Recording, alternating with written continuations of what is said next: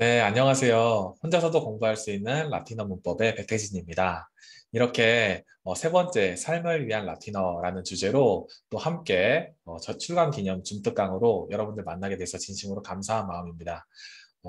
라틴어라는 게 굉장히 낯선 언어일 텐데도 이렇게 함께하는 분들이 있다는 것만으로 저는 굉장히 뭔가 동지의식 그리고 함께 하기 때문에 조금 그래도 즐겁게 계속 이런 이제 가르침과 배움과 또 이런 우리가 이 가르치는 내용 안에서 잠깐 또 이런 라틴어라는 컨텐츠를 통해서 연결되는 것, 이 기쁨을 저도 계속해서 이어가고 싶다는 그런 마음이 들게 됩니다. 그러면 오늘 강의 구성 말씀드리면서 또 본격적으로 내용 시작해 보겠습니다. 강의 구성은 첫 번째로 혼자서도 공부할 수 있는 라틴어 문법의 목차를 보면서 어떤 내용이 있는지 한번 살펴보고요. 책 부분 중에 일상 속의 라틴어 코너가 어디에 있는지 한번 짚어보는 시간 가져보려고 합니다. 이어서 그 유명 라틴어 표현들을 또 단어나 표현들을 현대적으로 우리의 맥락에 맞게 이렇게 바꿔서 사용하기도 하거든요. 그래서 신조어가 생기기도 하고 뭐 약어로 쓰기도 하고 그 약간 다른 다양한 변형을 통해서 이 고대 라틴어를 또 우리 일상 속에서 어떤 식으로 연결해서 사용을 하는지 살펴보도록 하고요. 마지막으로 라틴어로 보는 대화 표제어 보도록 하겠습니다. 먼저 그러면 책에 있는 목차로 들어가 볼게요. 여기 목차라고 적혀 있는 부분 보실 텐데요. 그 목차라고 하는 부분을 우리가 커리큘럼이라고도 하잖아요. 커리큘럼. 이 커리큘럼이라고 하는 그 단어는 그 라틴어의 쿠로라고 하는 동사에서 나왔습니다. 쿠로는 달리다라는 뜻이에요. 그리고 이 동사에서 파생돼서 나온 명사가 쿠리쿨룸이 이제 라틴어 명사이기도 하고요. 이거는 달리기 경주 이런 뭐 코스 같은 걸 말해요. 실제로 영어 단어 코스도 그 쿠르 이 부분이 이제 이 쿠로 이 달리다라는 뜻과도 관련이 있는 겁니다. 자, 코스도 그렇고 달리기 경주도 그렇고 커리큘럼이 그렇고 다 달리다라는 지금 뜻과 관련이 있다는 것을 말씀드리고 있어요. 자, 여기서 우리는 어떤 걸 생각해 볼 수 있냐면요. 커리큘럼, 이런 목차, 이런 흐름들은 우리가 앞으로 어떻게 달려가야 할지를 가르쳐 주는 내용이라는 거죠. 자, 그렇다라고 한다면 우리가 커리큘럼, 목차 무시할 수 없습니다. 우리가 앞으로 어떤 방향성을 가지고 또 어떤 그 목적지를 향해서 갈지를 이야기해 주는 거니까요. 그래서 저는 이 줌 세 번의 강의도 여러분들이 라틴어를 공부하시는 이 커리큘럼을 밝혀주는 앞으로 어떻게 달려갈지를 밝혀주는 그런 시간이 되었길 바랬는데요. 그래서 여러분들이 이 줌 강의를 계기로 해서 책들을 직접 살펴보시고 또 학습 영상을 활용하셔서 이 라틴어의 산을 함께 정복해 나가는 그런 시간 되시길 바라겠습니다. 자, 이 책은요. 동사와 명사를 위주로서 그 반복하고 있어요. 그 라틴어는 크게 세 가지로 나누면 동사, 명사, 불변화사 이렇게 세 가지로 나눌 수 있는데요. 그 동사와 명사가 이 책에서 다루고 있는 부분이고요. 그리고 이 책에 이어지는 편이 심화편으로 나온다면 이 동사와 명사 중에서 조금 아직 다루지 못했던 부분들 그리고 구문, 문장을 해석할 때 필요한 어떤 기법들 같은 것들을 다루게 되겠고 그리고 이 불변화사를 다루게 될 겁니다. 불변화사는 뭐 변하지 않는다라고 해서 동사는 어미 변화하고 명사도 어미 변화를 하잖아요. 그리고 부사라든지 그러니까 뭐 장소 어디 어디 뭐 어디에나 이런 것들은 이제 뭐 어미 변화를 하지 않거든요. 이런 변하지 않는 뭐 부사, 뭐 전치사, 접속사 이런 것들을 이제 심화표에서 다루게 될 겁니다. 그래서 이 책에서는 지금 이제 어쨌든 동사와 명사를 다루고 있고 이렇게 강의가 진행이 되고 있어요. 자, 이렇게 문법 내용이 진행되면서도 제가 중간중간에 오늘의 라틴어 한마디라든지 아니면은 라틴어 표현 익히기라든지를 통해서 이 라틴어 문장과 또 우리의 삶의 관련성을 같이 계속해서 생각해 볼 수 있도록 했습니다. 비록 라틴어 문법을 공부하는 시간은 뭐 암기가 일정 부분 따라야 되는 것처럼 느껴지고 험준하게 느껴지지만 그 어미 변화에 대한 기본적인 부분들을 익히게 되면 우리가 궁극적으로 하고 싶은 것은 문장을 읽고 싶은 거잖아요. 그래서 이렇게 문장을 접하면서 또 우리의 삶과의 연관성도 생각할 수 있게 되는 건데요. 특별히 제가 앞서 말씀드린 것처럼 일상 속의 라틴어 코너라는 부분도 있습니다. 그 부분은 10강부터 시작해서 10강, 11강, 12강, 13강에 그 필수 어휘 부분 대신에 들어가 있어요. 자, 제가 그러면은 일상 속의 라틴어 코너가 책에 어디에 있는지 지금 말씀드린 겁니다. 10강, 11강, 12강, 13강 어떤 식으로 들어가 있는가? 해리포터 마법 주문 이런 식으로 우리가 지난번에 봤던 내용이죠. 그리고 라틴어로 보는 대학교 제어, 뭐 현대판 라틴어, 그리고 뭐 유명한 라틴 말 약자 이런 식으로 이제 들어가 있어요. 이런 것들을 또 이제 제가 지금 강의를 통해서 여러분들과 라틴어를 지금 여러분과 접촉하는 기회로 삼고 있는 거거든요. 책에서 나중에 살펴보실 수 있습니다. 자, 그러면은 이제 본격적으로 유명한 라틴어 표현들과 단어들을 어떻게 변형을 해서 우리의 맥락 가운데 사용하고 있는지 살펴볼 텐데요. 먼저 첫 번째로 우리가 생각해 볼 단어로 팍스라고 읽는 그 평화라고 하는 단어가 있습니다. 자, 여기서 이 팍스라는 단어의 변형은 어떻게 되냐면요. 이게 그 X 발음 우리가 기역시옷으로 보통 읽죠. X죠. 이거 자체가 X. 이렇게 기역시옷 발음으로 읽는데요. 이것도 팍스라고 있고요. 변형 중에 파키스 이런 식으로 파크 이렇게 키읔 발음이 나타나게 됩니다. 크 발음이 나타나는데요. 여기서 우리가 제가 다시 한번 적어드리면 이것과 관련된 것 피스 이렇게 평화를 당연히 떠올릴 수 있고요. 그리고 이 PA가 들어간 것 중에도 영어 단어 중에 이런 거 있습니다. Pacific. 자, 이게 뭐죠? 그 우리가 태평양이라고 말하는 그 바다인데요. 태평양은 크고 평화로운 바다를 뜻합니다. 그러니까 지금 영어 단어들에도 이 PAC가 들어간 부분을 통해서 이 평화와 관련된 것들을 말하고 있다는 것 우리가 볼 수 있습니다. 자, 이 단어가 들어간 표현들이 어떤 것들이 있는가? 팍스 로마나, 팍스 아메리카나 이런 표현들이 있습니다. 팍스 로마나 이렇게 로마의 멋진 뭐 건축물들 그리고 작품들이 있죠. 자, 이렇게 로마의 그 웅장함을 보여주고 이런 멋진 것을 보여주는 것을 제가 왜 보여드리냐면 팍스 로마나 그러니까 로마의 평화인데요. 로마가 지중해권을 장악하면서 영향을 끼치고 또 제패했잖아요. 그 선두주자로 다른 이제 나라들을 제패했었는데 그때 이 단어가 생기고 이 로마의 그 권력과 그 힘 아래에서 다들 평화를 구가했다라는 뜻에서 팍스 로마나라고 하는 명칭을 사용한 겁니다. 이런 강력한 이제 그 선두주자로 인해서 다른 이제 작은 나라들이나 아니면 그 근방에 있던 그 모든 뭐 이제 민족들이나 이런 것들이 그 로마라는 강력한 이 그 선두주자 아래서 평화를 누렸다는 거죠. 자, 그리고 또 이걸 2차 세계대전 이후에 미국이 주도하는 평화라는 의미에서 팍스 아메리카나라는 말을 또 만들었습니다. 아메리칸 피스인 거죠. 자, 그런데요. 제가 잠깐 생각해 보고 싶은 부분이 이런 겁니다. 자, 이런 팍스, 뭐 로마나 아메리카나 말고도 역사 속에는 뭐 게르마니카라든지 팍스, 뭐 브리타니카라든지 그 독일이 주도하는 평화, 뭐 영국이 주도하는 평화, 뭐 유럽이 주도하는 평화 이런 식으로 누구누구가 주도하는 평화 이런 것들을 자꾸만 이런 그 용어들을 만들어냈어요. 자, 이런 것은 보면서 어떤 생각을 하게 되는가? 우리가 평화라는 것을 이루기 위하여서 꼭 누군가를 내 밑으로 압제시키고 내 밑으로 억눌러야 그 뭔가 선두주자, 제일 앞선 어떤 그런 대상이 있어야만 평화가 이루어지는 것 같은 그런 모습을 지금 이런 단어들 속에서 풍기고 있는데요. 우리는 생각해 보는 거죠. 세상에 진짜 어떤 시대적 흐름과 그런 상황이 뭔가 정말 돈이 있고 뭔가 앞서가는 어떤 사람에 의해서 평화가 이루어지는 것 같은 그런 착각을 우리가 그런 생각을 하게 될 때가 있을 수도 있고 그런 것이 어떤 시대적 이런 어떤 인류사의 그런 하나의 흔적이라고 한다면 그럼 생각을 해보게 되는 거죠. 우리는 이런 어떤 흐름에 그 평화를 만들기 위해서 내가 진짜 맨 앞으로 가야 된다라고 하는 그런 생각으로 함께 살아가야 할 것인지 아니면은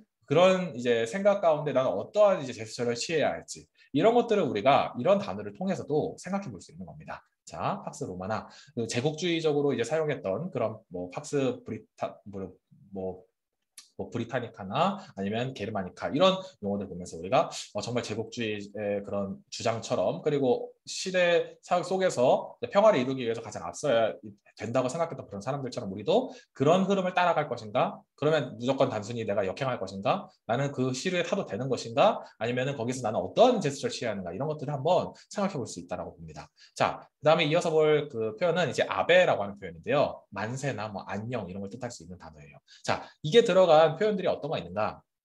자, 아베 카이사르부터 보도록 하겠습니다. 자, 아베 카이사르. 자, 그림을 제가 또 가져왔는데요. 이 아베 카이사르는 보통 검투사들이 경기에 들어가기 전에 카이사르 만세 이런 식으로 사용했단 말이에요. 자, 근데 이 그 아베 마리아 옆에 있는 아베 마리아라고 하는 표현은 우리가 그 마리아에게 만세는 좀 어색하니까 이게 아베가 다른 용도로는 뭐 안녕하세요 아니면은 뭐 축하드립니다 이런 식으로도 그러니까 쓰이기도 하고 이 아베 마리아는 성모성으로 사용되었던 거거든요. 근데 이 카이사르 만세에 나왔던 아베 그리고 아베 마리아에서 나왔던 아베 이런 이 아베 마리아의 이 부분들은 우리가 주위에서도 놀랍게도 많이 이제 듣기도 하는 부분이에요. 예를 들어 기마 중에 그 아베 마리아 그리고 또 2000년대를 풍미했던 아베 마리아가 나오는 곡이 있는데요. 혹시 아시는 분이 계실지 모르겠습니다. 제가 잠깐 그 전주와 그 가사가 나오는 부분까지 짧게 들려드릴게요. 노래 한번 들려드리겠습니다.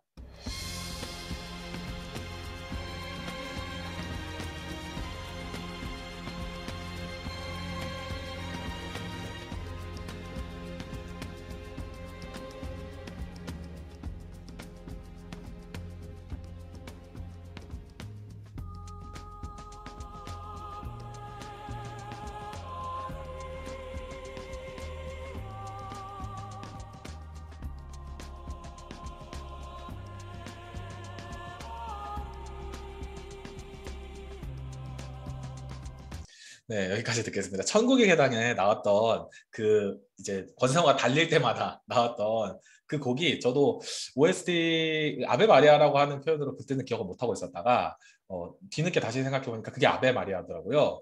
그러니까 이게 우리가 아베 마리아라고 하는 표현은 성모송이고 이 아베가 나오는 건 뭐 만세, 안녕 이런 건데 우리가 종교 불문하고 이런 성모송 그을 굉장히 다양한 곳에서 너무나도 다양한 곳에서 부르고 있다라고 하는 거죠. 근데 그 내용들을 잘 보면 권상우가 뭔가 바라고 기대하고 소망하면서 뛰어갈 때 보통 이 노래가 나오고 여기서 김하중이 뭔가 바라는 그런 가사의 내용들 안에 이 아베 마리아가 들어있어요. 그러니까 이 아베 마리아는 결국 뭐가 들어있는 거죠? 그 성모 마리아 그러니까 마리아를 기리는 뭔가 그 곡을 노래를 부르면서 자기의 뭔가 간절한 염원 같은 걸 말하는 거죠. 그러니까 이런 가사 속에서 뭔가 간절한 염원이 있다는 것은 종교를 불문하고 누구든지 간에 인간이란 존재는 뭔가를 염원하는 존재라고 하는 것을 이 아베 마리아라고 하는 곡을 통해서도 우리는 생각을 해볼 수 있게 되는 겁니다. 이렇게 사람은요, 다 자기가 뭔가 추구하는 그런 이제 바라고 기대하는 것들이 있죠. 종교를 불문하고. 그러니까 그런 인간이라는 존재에 대해서도 우리가 아베 마리아라고 하는 곡, 성모 마리아를 뭐 카톨릭교든 아니면 개신교든 그런 것과 관계없이 그 모두가 그렇게 즐기는 그 2000년대를 풍미했던 대장금과 함께 대박을 쳤던 그 천국의 계단 그런 OST에서도 들었다는 걸 생각을 해보면 아베 마리아 이런 라틴어 표현이 우리 가운데 일상에 맞닿아 있다 볼 수 있을 것 같습니다. 자, 이번에는 호모라고 하는 단어 볼게요. 호모는 사람이라는 뜻입니다. 호모 사람이라는 뜻인데요. 제 얼굴에 넣었습니다. 그리고 그 호모가 들어간 표현으로는 호모 사피엔스를 떠올릴 수 있어요. 이제 책 제목 사피엔스가 있는데요. 유발 하라리라고 하는 사람이 현생 인류를 사피엔스는 지혜로운이라고 뜻이거든요. 그래서 지혜로운 인류, 그러니까 이성적인 사고를 하는 인류라고 말을 하면서 또 이 책을 제가 읽어보니까 그 인간이 그 이성을 이제 앞서 이성적이라고 하는 인간들이라고 하는 작자가 그 동식물 다 파괴하고 막 이런 그 이성적이라고 하는 과연 인간이 정말 그렇게 가장 참되고 고귀한 존재라고 과연 볼 수 있을 것인가 이런 것들을 생각하게 만들더라고요. 그러니까 그 이제 사람이라고 하는 이제 그 말에다가 사피엔스라고 하는 그 단어를 붙여서 그런 이제 이성적인 인간을 이제 수식하는 하나의 표현으로 사용하기도 하고요. 그리고 영국의 그 이코노미스트 그 주간지에 보면은 이 포노 사피엔스라는 말이 등장했는데 그 이후로 이 말을 쓰는 사람이 많아졌습니다. 이건 이제 그 스마트폰을 쥔 그 신인류를 뜻하는 말로 이제 쓰기 시작했는데요. 그렇게 이제 지금 인간을 그 표현하는 방식을 예전에는 뭐 이성을 약간 앞세워서 그렇게 생각을 해보기도 했는데 이제는 스마트폰이 인간을 수식하는 그 정체성을 표현하는 그런 이제 말로 이렇게 등장하고 있다는 것도 우리가 생각을 해보게 되고요. 그리고 이제 호모 루덴스라고 하는 이제 표현도 있는데요. 이 호모는 사람이라는 표현이고 이 루덴스에서 루드 부분이 이제 루도, 라틴어의 루도가 이제 놀다 아니면 장난치다 이런 단어거든요. 이 뜻이 담겨 있는 루드가 들어가 있는 단어들을 보면은 뭐 일루 아, 네, 일루 일루시 데이트라든지 이건 이제 뭔가를 분명하게 해서 이제 이게 아니고 죄송합니다. 제가 조금 이따가 말할 걸 좀 섞였는데요. 자, 루드가요. 자, 원래 인 다음에 이렇게 그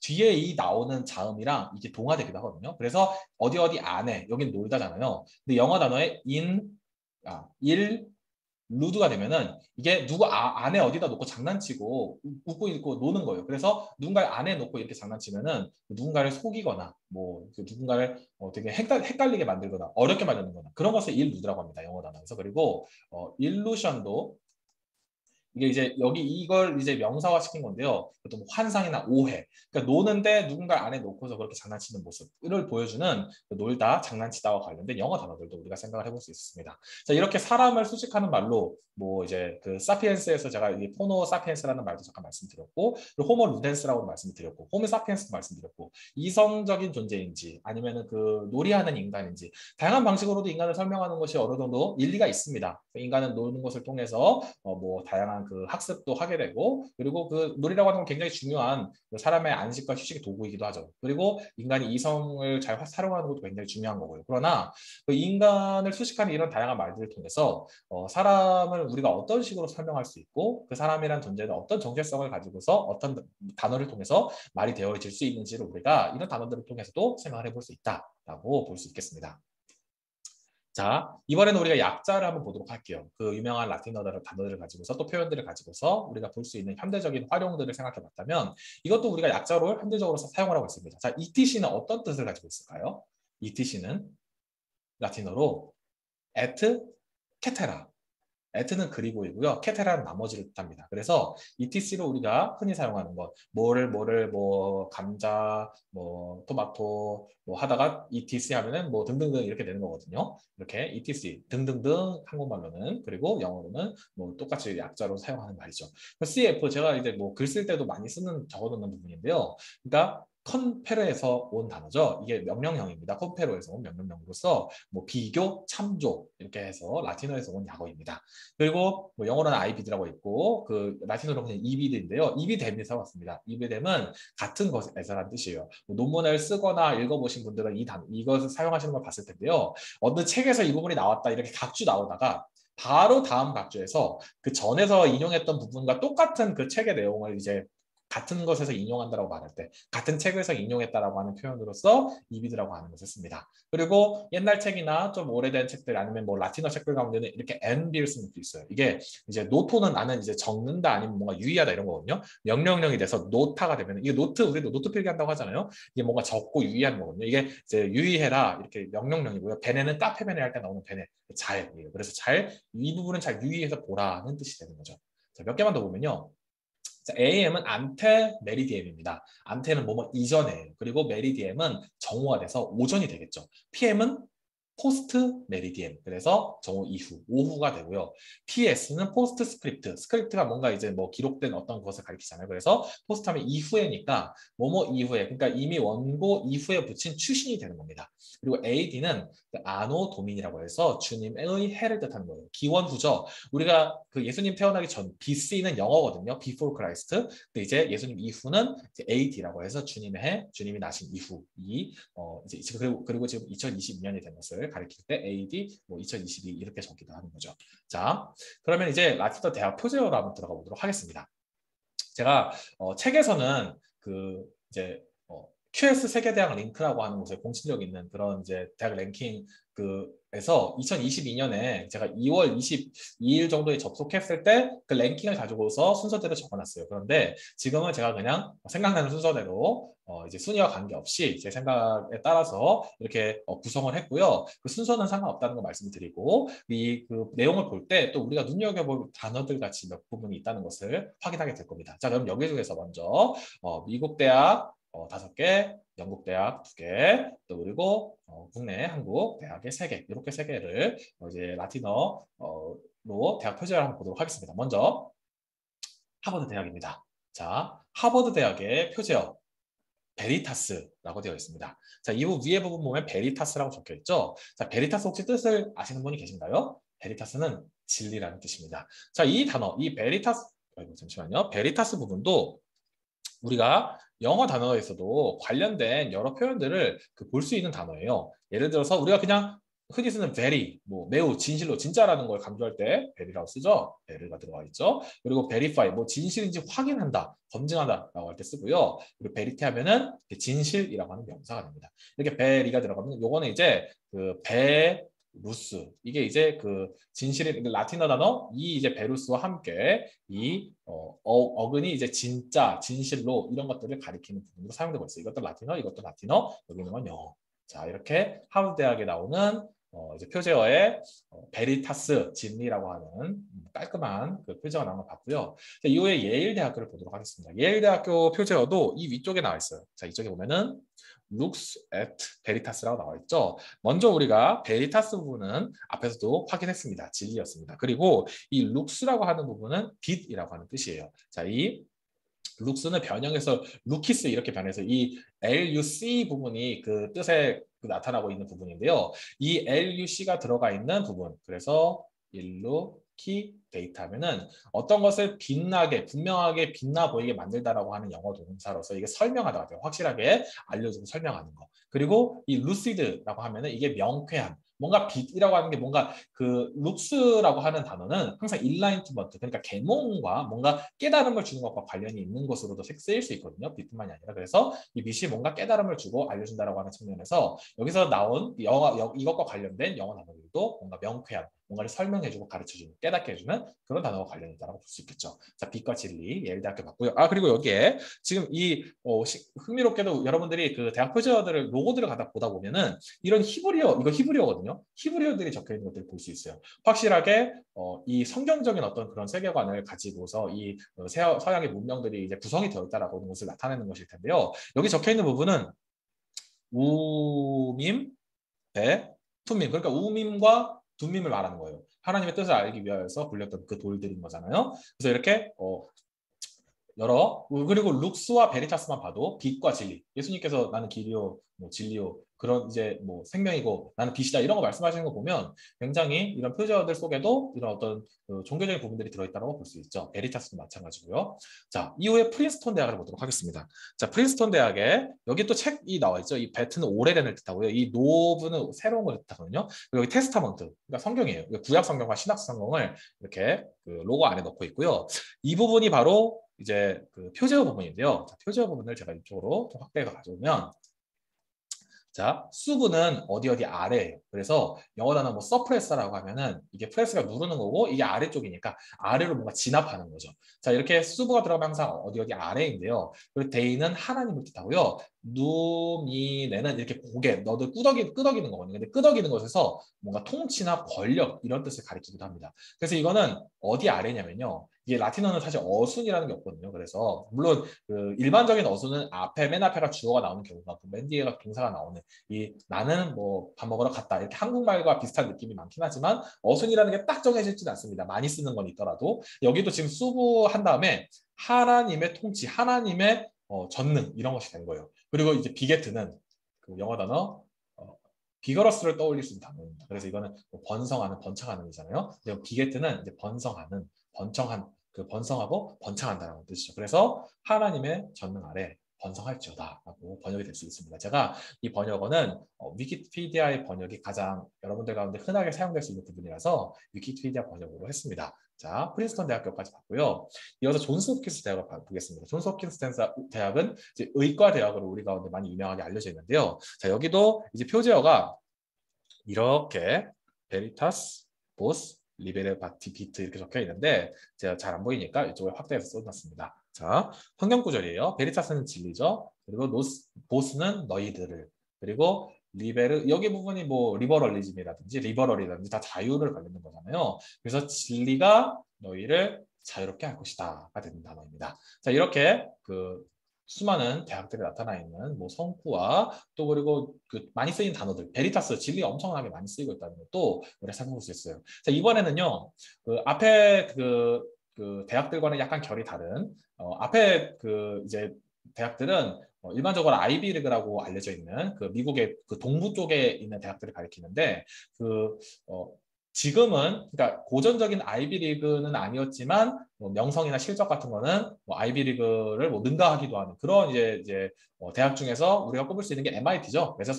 메사추세츠 공과대학교예요. 그래서 공과대학은 뭐 세계 최고라고 당연히 볼 수 있고 그리고 뭐 종합대학으로서도 굉장히 큰 영향을 발휘하고 있는 그런 대학인데요. 자, 여기는 이제 그 표제어가 맨스 에트 마누스라고 적혀 있습니다. 이것도 제가 한번 확대해서 보여드릴게요. 자, 맨스 에트 마누스 뜻은 정신과 손이라는 뜻이에요. 자, 이거 맨스가 그 라틴어 이게 명사 변화 중에서 멘티스 이렇게 변해서 멘트가 이제 핵심적으로 들어가는 겁니다. 이거에서 관련된 영어 단어들 보면은 멘탈이죠, 정신의. 그리고 뭐 멘탈리티 하면 정신력. 되겠고요. 그리고 이런 단어도 여기서 온 건데요. mention. mention 언급하는 거잖아요. 그래서 누군가를 생각나게 하고 언급하고 그래서 어떤 정신이 작동을 해서 생각나게 하는 이런 식으로 생각해 볼 수 있는 이 멘트라고 들어간 그 단어들이 이제 영어 단어에서도 정신과 관련되어 있습니다. 자, 만우가 들어간 거예요. 먼저 우리가 그 매뉴얼이라고 하는 거를 뭐 설명서로만 알고 있지만 이제 영어 단어 이거 자체가 수작업하는 뭔가 손으로 만드는 이런 것을 뜻하기도 하거든요. 만우가 들어가 있는 겁니다. 그리고 만우가 들어가서 manufacture 하면은 이게 뭔가를 그 만드는 거 제조하는 거죠. 손으로 뭔가를 제조했다라고 하는 그 뉘앙스가 들어가서 이제 만드는데 이제 제조하다 이렇게 뜻이 되고요. 그리고 매뉴스크립트 라고 하는 것도 있습니다. 스크립트는 뭐 원고 같은 걸 가리키고요. 만우는 손으로 쓴 걸 가리켜서 이게 필사본. 뭐 지금 그냥 원고라고 쓰지만 처음 기본적인 뜻은 이제 필사본이라고 하는 뜻을 가지고 있습니다. 그래서 여기에 이제 정신과 손이라고 하면은 이제 공과대학답게 이런 뭔가 물리적인 것과 또 정신적인 것을 함께 같이 이렇게 그 함께 균형 있게 또 그렇게 사용하고자 하는 그런 것들을 이제 보여주고 있다라고 우리가 살펴볼 수 있죠. 자, 미국 대학을 이 정도로 살펴보고요. 영국 대학 보도록 하겠습니다. 자, 옥스포드와 캠브리지 대학 볼 텐데요. 여기 보면은요, 도미누스 일루미나티오 메아. 자, 이것도 보기 어려우니까 제가 옆에 소문자로 끄집어냈습니다. 도미누스는요, 주님이란 뜻이에요. 그리고 일루미나티오는 이게 뭐 빛, 아니면 뭐 조명, 아니면 뭐 이게 계몽 이런 식으로도 쓰일 수 있거든요. 앞에서 제가 룩스를 말씀드리면서 이게 빛뿐만이 아니라 뭔가 이렇게 뭔가 깨달음을 주는 그런 것으로 관련해서 말씀을 드렸었는데요. 그래서 이게 메아는 이 영어 단어 미가 비슷하게 보이시죠? 그래서 나의입니다. 주님은 나의 빛이시다라고 하는 또 그 이제 성경책과 함께 그 이제 굉장히 신앙적인 그런 이제 표제가 나타나고 있죠. 자, 이어서 캠브리지 대학을 볼 텐데요. 캠브리지 대학은 이렇게 표지어가 벽면에 그림이 있는데 여기 히크, 루캠, 에트, 포클라, 사크라 되어 있는데요. 이것도 잘 안 보이니까 제가 이쪽으로 확대해서 보여드리겠습니다. 자, 이 부분은요. 이거는 어디로부터라고 하는 거고요. 루캠은 앞에서 봤던 그 루키스, 그 빛이라고 하는 단어가 들어갔고 이거는 그리고를 뜻하고요. 포클라는 이게 이제 잔, 뭐 술잔 같은 것도 되고 어떤 잔을 가리키는 거예요. 그리고 사크라는 영어 단어에서 sacred 하면은 이게 신성한을 뜻하거든요. 그래서 신성한 잔, 거룩한 잔 같은 것을 뜻하는 거죠. 그래서 여기로부터 빛과 거룩한 잔, 그래서 성배라고 번역될 수 있는 단어로 지금 이렇게 표제어로 번역이 된 겁니다. 자, 이걸 보면은 우리가 이제 이곳으로부터 너가 빛과 이 거룩한 잔들을 뭐 받게 될 거야, 마시게 될 거야, 얻게 될 거야. 그러니까 이곳에서 하는 공부를 통해서 큰 수확을 얻을 수 있다라고 하는 것을 이 표제어를 통해서 보여주고 있다. 볼 수 있겠습니다. 자, 그러면 이제 국내 대학으로 가보도록 하겠습니다. 첫 번째로 서울대학교입니다. 자, 서울대학교에도 앞에서 많이 봤던 이 베리타스라고 하는 표현이 있어요. 그리고 룩스메아. 자, 진리는 나의 빛. 뭐 옥스퍼드는 주님은 나의 빛. 하버드는 베리타스. 뭐 예일대는 이렇게 다 베리타스와 그 프린스턴도 그렇고 다 이렇게 베리타스라고 쓰는 그 표현을 쓰고 있는데 서울대학교도 베리타스, 진리, 그리고 진리는 나의 빛. 그렇게 그 진리라고 하는 단어를 참 이제 그 서울에 그 이제 한국에 있는 이런 대학들도 사용하고 있다는 것을 보게 되는 거죠. 자, 이 진리 추구에 대한 이 대학의 그 정신들을 보게 되는 거예요. 연세대학교는 기본적인 원래 표제는 영어로 되어 있습니다. 그렇지만 그 뜻은 진리가 너희를 자유케 하리라. 앞에서 봤던 존스 홉킨스 대학의 표제와 똑같죠. 베리타스 진리, 보스 너희를 리베라 비트 자유케 할 것이다. 그 여기 아까도 말씀드렸지만 리버럴이나 리버럴리즘 떠올리는 자유롭다라고 하는 거 그리고 이제 베리 진실로 진짜다 뭐 진실 진리 그리고 베리파이 하면은 진실인지 확인하는 거 베리티 하면은 진실 이런 것들이 이제 그 영어 단어 속에서 그리고 라틴어와도 연결 속에서 이렇게 확인되고 있는 거죠. 자, 고려대학교 보기 전에 여기 이제 그 연세대 이 표제어의 이 진리와 자유라고 하는 부분들, 이 권학 이념에 여기 다 담겨 있다고 볼 수 있겠죠. 로고 속에 들어있는 부분을 밖으로 끄집어낸 겁니다. 자, 마지막으로 고려대 보도록 하겠습니다. 고려대는 표제어로 한국어와 라틴어를 함께 같이 쓰고 있어요. 자유, 정의, 진리라고 쓰고 있는데요. 이것도 제가 이쪽에 적어서 다시 보여드리면 자, 앞에서 제가 몇 번 말씀드렸던 이 자유가 들어간 단어가 있고 이 유스티티아 이 부분이 이제 영어 단어 저스티스가 나오는 거죠.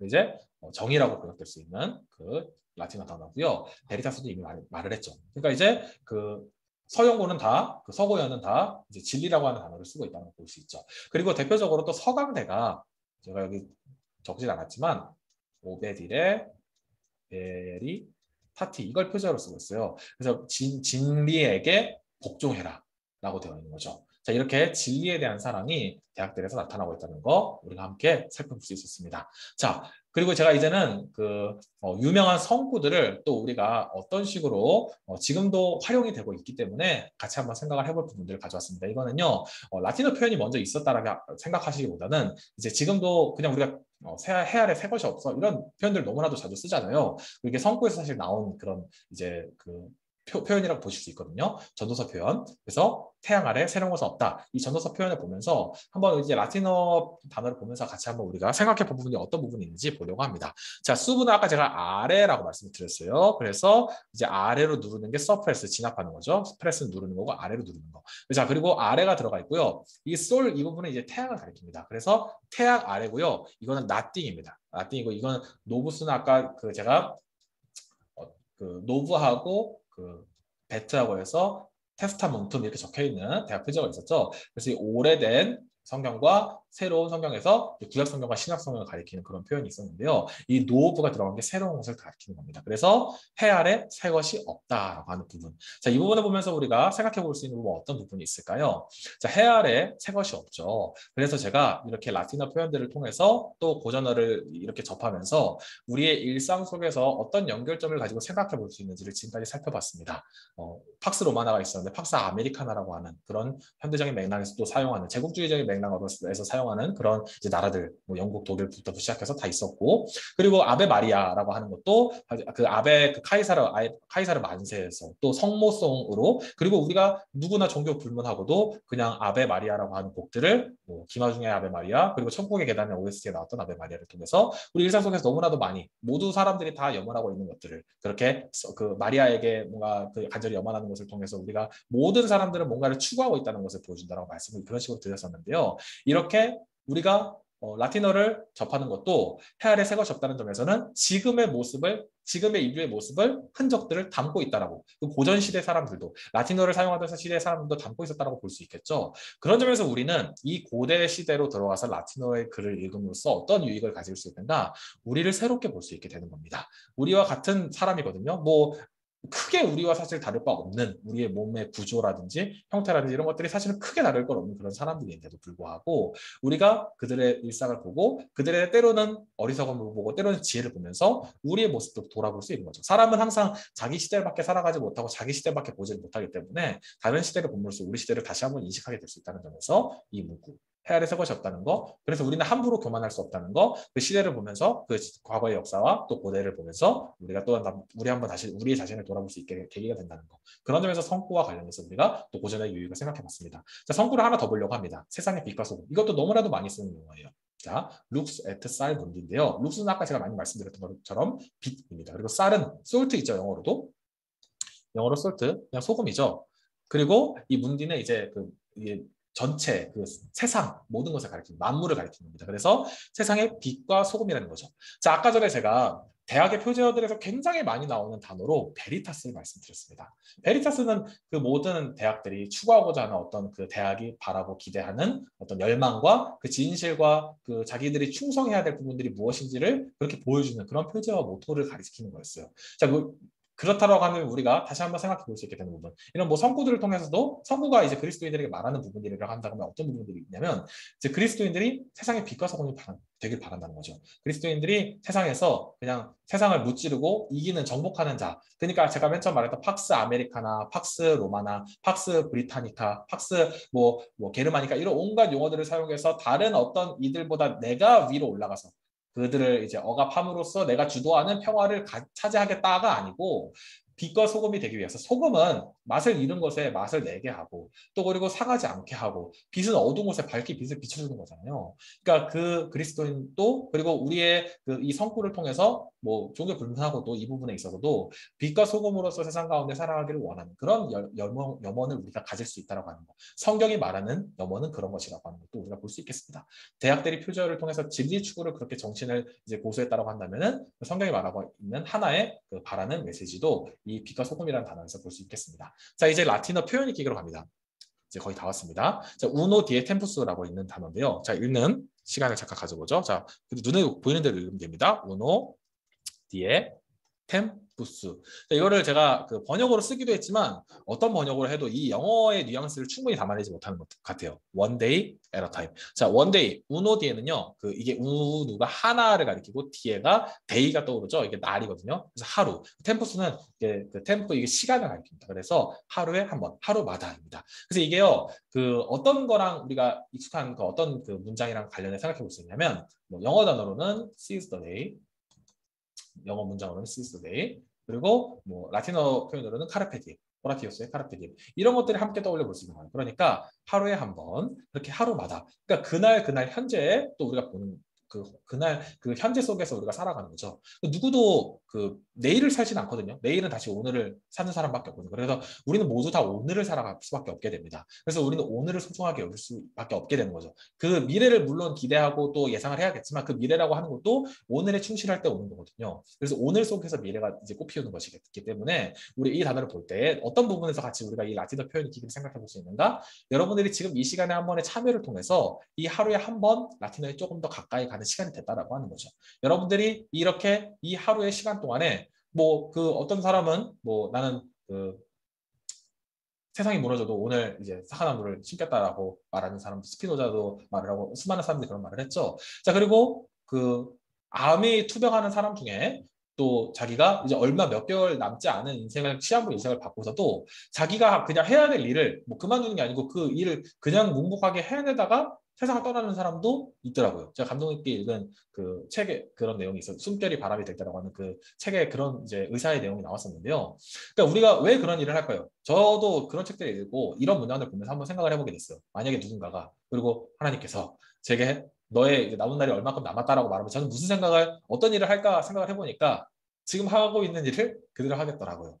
그러니까 지금 하고 있는 일이 저는 지금 이 일을 함으로써 제가 날마다의 오늘을 이제 만들어가고 있고 제 자신의 삶이 이건 뭔가 이제 막연한 미래를 위한 어쩔 수 없이 투자해야 되는 그런 시간이 아니고 이 하루 자체가 저에게 주어진 감사의 시간이고 보람의 시간이고 의미의 시간이고 또 오늘의 날을 세워가는 시간이기 때문에 이 하루의 시간 동안에 또 그 날의 일을 하는 거죠. 여러분들도 여러분의 삶의 자리에서의 하루의 일이 무엇인지는 모르겠지만 그 하루의 일을 통해서 그 날을 붙잡으시는 여러분 되시길 바라는 마음으로 이 라틴어 공부의 시간이 또한 여러분들 가운데 그런 시간이 되어 있기를 바라는 마음으로 이런 표현을 준비해봤습니다. 그리고 참고로 카르페 디엠이나 이런 표현들은 그 또 일상 속의 라틴어 부분에서 현대판 라틴어 코너에 보시면 여러분들이 또 더 많은 것들을 볼 수 있습니다. 자, 마지막 라틴어 표현 익히기인데요. 이것도 한번 읽는 부분 보고서 가죠. 자, 니, 레, 프, 린, 피아, 파르, 바, 순트. 아까 눈이 좋으신 분은 보셨을지도 모르겠지만 제가 목차 페이지를 보여드릴 때 목차에 있던 문구입니다. 어떤 뜻이냐면요. 모든 것들은 작게 시작한다. 키케로의 말인데요. 자, 제가 큰 틀에서만 말씀드리면 옴느는 이 옴니포텐트 이런 게 모든 그 힘을 갖고 있다는 뜻이고 옴니아라고 하는 그 핸드폰 기종도 있었죠. 그래서 모든 기능을 다 가지고 있다는 걸 강조하는 거. 그래서 이건 모든이고요. 이 레르가 들어가는 어떤 일을 가리켜요. 사건이나. 그래서 모든 일에 그리고 프린키품 이 프린크 이거는 항상 뭔가 제일 첫 번째 시작이나 뭔가 좋은 걸 가리키거든요. 그래서 모든 것의 이거 띵이고 이건 every 띵 그리고 모든 것의 시작은 스타트는 파르바 순트 작다. 작다는 뜻이거든요. 이건 작은이라는 형용사인데 동사랑 같이 써서 작다가 됐어요. 자, 뭐죠?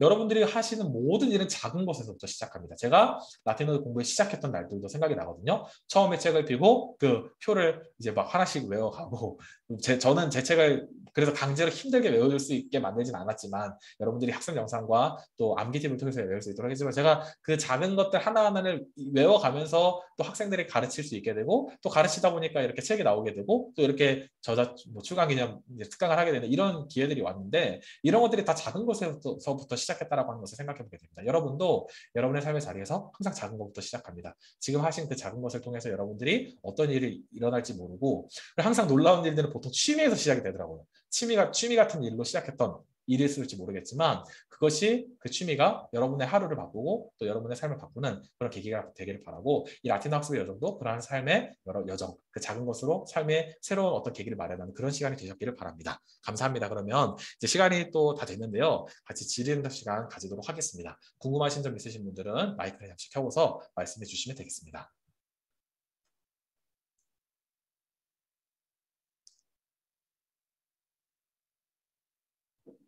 궁금한 거 있는지 뭐 계신가요? 없으시면은 5분, 10분 정도 제가 지금 시간이 남긴 했는데요. 할만하신가요? 마지막 시간이니까 뭐 피드백이나 아니면은 뭐 책에 대한 궁금증이나 뭐 저에 대한 궁금증이나 라틴어에 대한 궁금증이나 어떤 것이든지 질문하실 수 있습니다.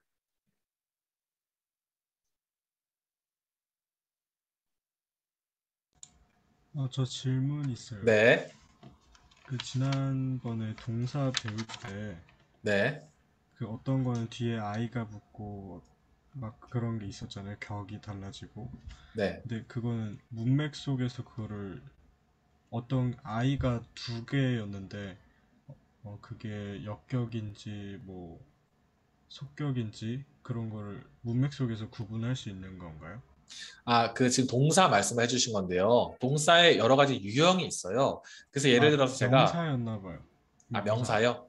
네, 제가 명사에서 헷갈리네. 동사에도 여러 가지 유형이 있고 명사에도 여러 가지 유형이 있는데요. 제가 아쿠아라고 하는 단어 말씀드렸습니다. 아쿠아라고 하는 단어는 사전형 자체가 아쿠아, 아쿠아이, 물 이렇게 적혀 있는 단어예요. 그러면은 이거는 아이로 변하는 단어라는 뜻입니다. 그래서 아이로 변하는 단어는 우리가 일변화 명사라고 하는데요. 일변화 명사는 아에, 아이, 이렇게 해서 첫 번째 자리가 주격, 두 번째 자리가 속격, 세 번째 자리가 역격, 네 번째 자리가 목적격, 다섯 번째 자리가 탈격. 이렇게 해서 아이로 첫 번째 자리와 두 번째 자리가 어떻게 변하는지만 알면 나머지 모든 패러다임을 완성하실 수 있는 거다. 이렇게 생각하시면 되고요. 예를 들어서 디스, 키, 풀, 루스 남학생이라는 단어인데요. 이건 사전형이 디스키, 풀, 리 요렇게 이제 변하고 이게 남학생이라고 이렇게 적혀 있습니다. 사전에 이렇게 적혀 있다는 건 이게 우스 아이로 바뀐다는 거예요. 자, 우스 아이로 바뀌는 단어도 제가 책에서 이제 그 사과 내용부터 여러분들이 참고하실 수 있게 책과 학습 내용을 통해서 안내를 드렸으니까 사전형에 이렇게 나와 있는 것 두 가지를 기억하면 나머지 모든 패턴을 만들 수 있다라고 생각하시면 됩니다. 첫 번째 자리와 두 번째 자리, 주격과 속격의 자리를 기본적으로 이 부분은 알아야 되는 부분인 거고요. 이 두 가지를 알면 다른 모든 격의 변화를 완성하실 수 있는 겁니다. 네. 네. 또 다른 질문이 있는 분이 계신가요?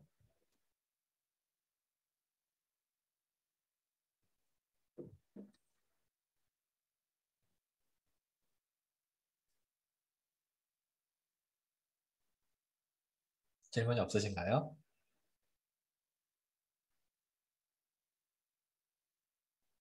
그럼 마칠까요? 네, 그러면은 오늘 여기까지 해서 지금 누가 뭐 채팅창에 글을 올리신 것 같은데요. 네, 감사합니다라고 하셨군요. 네, 알겠습니다. 감사합니다. 그러면은 오늘 강의 여기까지 해서 중특강 모두 마치도록 하겠습니다. 수고 많으셨습니다. 감사합니다. 감사합니다.